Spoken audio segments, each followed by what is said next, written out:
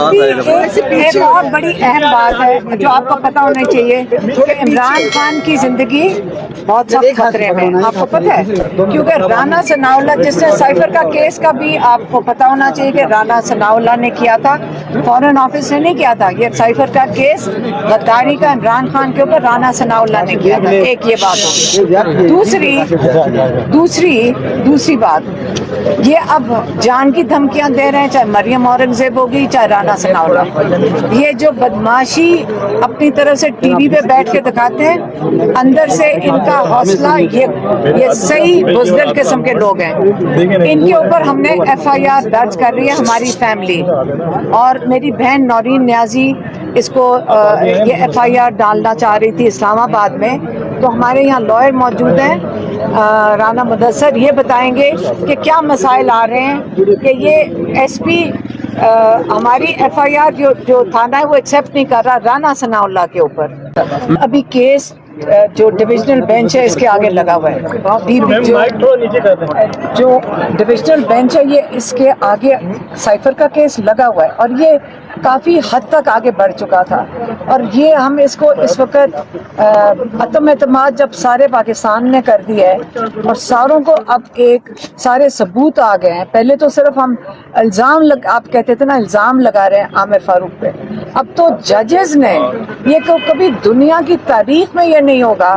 کہ آپ کے سارے ججز آپ اپنے چیف جسٹس کے خلاف عدم اعتماد کرتے ہیں، اور انہوں نے پروف دے دیا ہے کہ کون سے کیسز انہوں نے عمران خان کے خلاف کہ کتنی ناانصافی کی ہے۔ اب ایسے جج جب بینچ پہ بیٹھتے ہیں تو ان کی تو ہمت ہے کہ اس کے باوجود عدم اعتماد کے باوجود وہ اکیلے وہاں بیٹھے ہیں، لیکن لگتا ہے کہ ہم اکیلے رہ گئے ہیں جن کے خلاف ہی انہوں نے سارے کیسز کیے عمران خان کے خلاف، ہم اکیلے ہی رہ گئے جن کا کیس اب ان کے سامنے ہے۔ کون چاہے گا کہ ان کے سامنے کیس پیش کرے؟ اور ہم نے آج ڈیمانڈ کر دی ہے جسٹس عامر فاروق سے کہ باقی جو سارے عمران خان کے کیس یہ زبردستی سنتے ہیں، اسی وقت فوراً سارے کیسز اور ججز کو ہینڈ اوور کر دیں،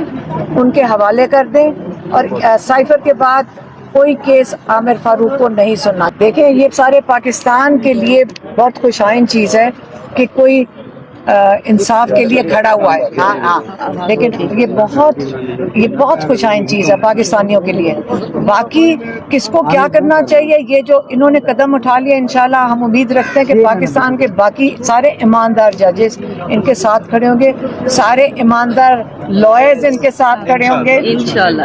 اگر آج ان کے ساتھ نہیں کھڑے ہوں گے، پاکستانی ان کے ساتھ ضرور کھڑے ہیں،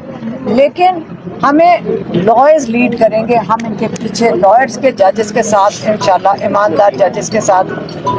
ایک سیکنڈ، ہم مایوس نہیں ہیں، اگر جتنا یہ لمبا کھینچیں گے،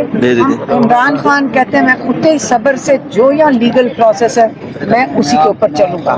تو وہ اگر صبر سے بیٹھے، ان کا خیال تھا کہ عمران خان 2 دن میں ہمت ہار کے کہے گا مجھے 200 میرے کیسز کل ختم کرو اور میں اس وقت جیل سے باہر آ جاؤں۔ اس نے کہا نہیں،